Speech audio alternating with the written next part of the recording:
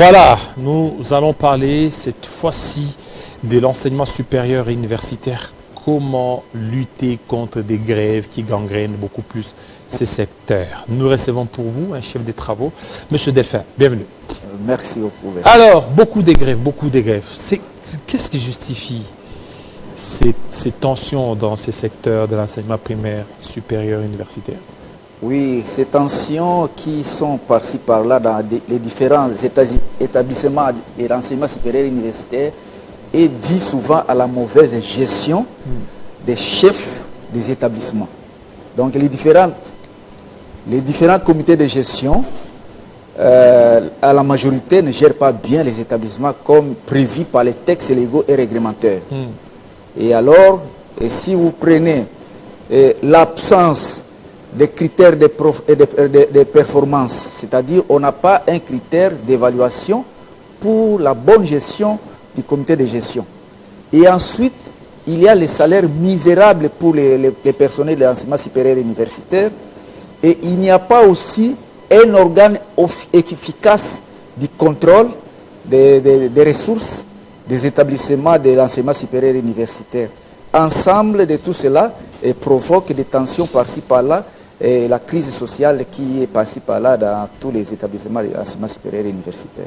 Alors, est-ce que ça nécessite aussi, il faut des réformes pour mettre fin à ça, ou il faut continuer mais améliorer juste les conditions salariales des enseignants? Et il faut des réformes, je ne pense pas, puisque tous les textes qui sont là déterminent bien que non, voici tel comité de gestion, vous devez vous comporter comme ça pour que la gestion soit bonne au niveau de votre établissement. Mais malheureusement, ces textes ne sont appliqués que non pour les personnels. Pour les personnels, s'ils font des fautes, et le comité de gestion est souvent très prêt pour sanctionner les personnels. Mais lorsqu'il y a des fautes graves commises par les membres du comité de gestion, ceux-là ne sont pas punissables au niveau de l'enseignement supérieur universitaire. Et si vous regardez aussi les manques là des critères d'évaluation pour la gestion performante des établissements de l'ESI, et ça provoque des mises en place des tendances partisanes ou familiales, où chaque ministre qui passe souhaite mettre les différents membres du comité de gestion de sa famille ou de son parti politique, sans tenir compte de la bonne gestion même de ces établissements. Puisqu'il y a des exemples, par exemple, à un moment donné, lorsque Théophile même était ministre de l'enseignement supérieur universitaire, et si vous arrivez à l'IFASIC aujourd'hui, on est en train de regretter les comités de Kitima. Puisque là, vous trouverez que les personnels disent que non, pendant la période de Kitima, on gérait bien, et ils s'occupaient du social, et à part le social, ils construisaient aussi. Et si vous arrivez aussi à l'Institut supérieur des statistiques de Kinshasa, on regrette aussi les comités de Mouindo, Ngwenano et Guillaume, qui payaient les gens chaque event. Ils payaient les gens, ils construisaient. Mais le ministre de l'époque avait souhaité seulement de les changer pour rien.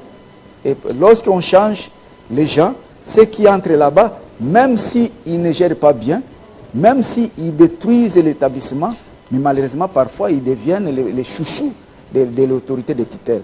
Alors, donc, parfois, nous sommes perdus, nous ne savons pas quels sont les objectifs que les ministres qui passent dans ce secteur ont pour que l'enseignement soit bien. Donc là, le problème, ce sont les ministres, ce ne sont pas les acteurs.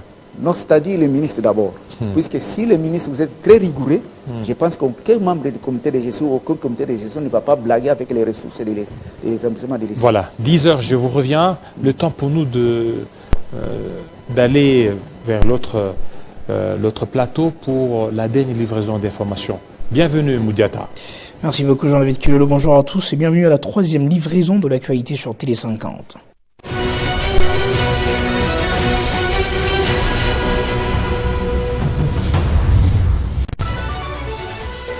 À la une de l'actualité, Monkeypox en République démocratique du Congo, Kinshasa compte en ce moment plus de 10 cas, dont 8 sont déjà confirmés, a révélé hier jeudi le ministre de la Santé, Samuel Roger Kamba. Il a annoncé au cours du briefing organisé par son collègue de la communication et médias, Patrick Mouyaya, une riposte structurée du gouvernement après une augmentation exponentielle des cas est en vue.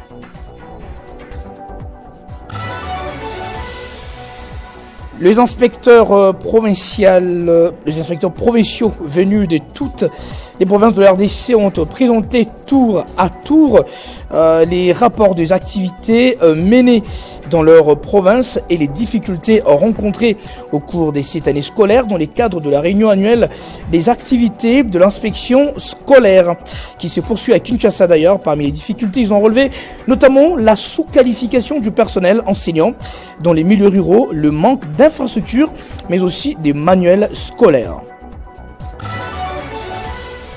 En dehors de nos frontières de la RDC, parlons encore de la santé où un cas des variants létals du monkeypox vient d'être détecté en Suède pour la première fois hors du continent africain. L'OMS a signalé que c'est le premier cas d'un variant plus dangereux et de monkeypox en Suède. L'annonce intervient au lendemain du déclenchement de son plus haut niveau d'alerte sanitaire à l'échelle internationale face à la résurgence de cas en Afrique.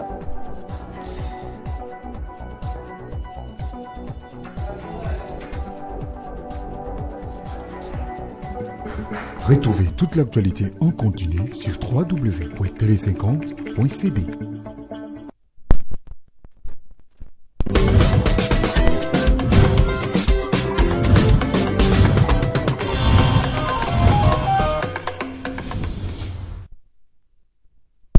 On revient avec vous, Monsieur Delphin. Alors, vous étiez en train de parler, c'est qu'il y a des animateurs de l'enseignement supérieur qui sont nommés, mais qui veulent aussi laisser l'argent. Et la conséquence, c'est que ce secteur est désappointé. Oui. C'est-à-dire quoi? Lorsqu'on vous nomme ministre par le chef de l'État, il vous donne la confiance. Il ne vous nomme pas pour détruire ces secteurs. Il vous nomme pour que ces secteurs soient bien gérés. Et tant que scientifique, et tant qu'intellectuel, vous devez identifier quels sont les problèmes qui empêchent à ce que l'enseignement supérieur ne soit pas bien géré. Et entre autres, vous trouverez qu'il y a la mise en place des comités de gestion qui ont des tendances partisanes ou familiales. Et entre-temps, on ne refuse pas, si vous êtes nommé ministre, ou vous êtes nommé par exemple membre du comité de gestion, que lorsque vous faites les mises en place, vous pouvez même mettre vos amis ou les membres de la famille. Mais à condition que là où vous allez changer, vous constatez réellement que ceux qui étaient là sont en train de détruire. Mais parfois vous allez voir, ils gèrent bien un comité de gestion qui est apprécié par les personnels, mais à un moment donné, on regrette comment est-ce qu'on l'a changé. Et on remplace avec un comité de gestion qui va venir détruire. Puisqu'au niveau des établissements de l'enseignement supérieur universitaire, il y a la vie du personnel et il y a la vie de l'établissement. Donc la vie de l'établissement, ça garantit la pérennité de la vie professionnelle du personnel. Et pour la vie du personnel, en dehors de ce que le gouvernement, puisque nous avons les deux loyers et les employeurs, nous avons le gouvernement central et entre-temps nous avons les comités de gestion. Le gouvernement central qui se bat, et je félicite ici l'actuel ministre de la fonction publique, qui se bat petit à petit comment est-ce qu'on peut améliorer nos salaires, on peut améliorer nos rémunérations, mais au niveau des établissements, c'est là où se pose le problème. Les établissements récoltent de l'argent, des frais académiques, mais parfois il y a nombreux qui les gèrent mal. Voilà, il y a ceux qui les gèrent très mal, d'où il faut certainement des réformes courageuses. Bon, pour vous, les réformes, pas du tout, mais juste l'amélioration des conditions salariales. Oui, donc pas de réformes, bon, on peut faire des réformes, mais ce qui est très important, de veiller à la bonne gestion des ressources. Et c'est ce que vous attendez au nouveau ministre? Oui, la nouvelle ministre, je suis d'abord content puisqu'il y a de l'espoir, puisque lorsqu'il a pris ses fonctions récemment, il y avait une crise au niveau de l'ISTEM, il n'a pas fait comme les autres. Il a préféré appeler les syndicats, les syndicalistes, et appeler les comités de gestion. Elle a entendu les deux sons de cloche, il a trouvé la solution, il a dit non, en tout cas les comités de gestion ne vaut pas la peine que ça puisse continuer, et elle a changé. Nous souhaitons comme ça. Par exemple, moi, je suis syndicaliste, je revendique des droits, je présente les dossiers que tel établissement, Institut supérieur de statistique, est mal gérée. J'ai présenté les dossiers au ministre, j'ai écrit presque partout au CAISTA, mais malheureusement, on me sanctionne. Mais c'est lui qui détruit, il est le chouchou du ministre. Ça fait mal. Mais là où parfois vous constatez que non, tel comité de gestion gère aussi très bien, mais parfois on les change. Donc il n'y a pas un critère d'évaluation pour la bonne gestion des établissements d'enseignement supérieur et universitaire. Et ça provoque des crises et des crises sociales. Merci beaucoup, Monsieur Delphin, surtout de votre passage, afin de nous éclairer. Okay. Alors, on va parler du juridico. Ça, c'est juridico tout à l'heure. C'est pas, on va changer de plateau où on va rester. Ça dépendra de Jocelyn.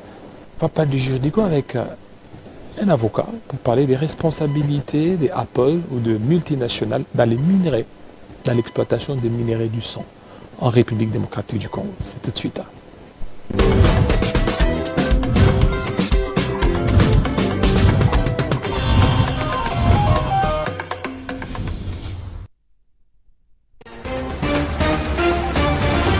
JMK.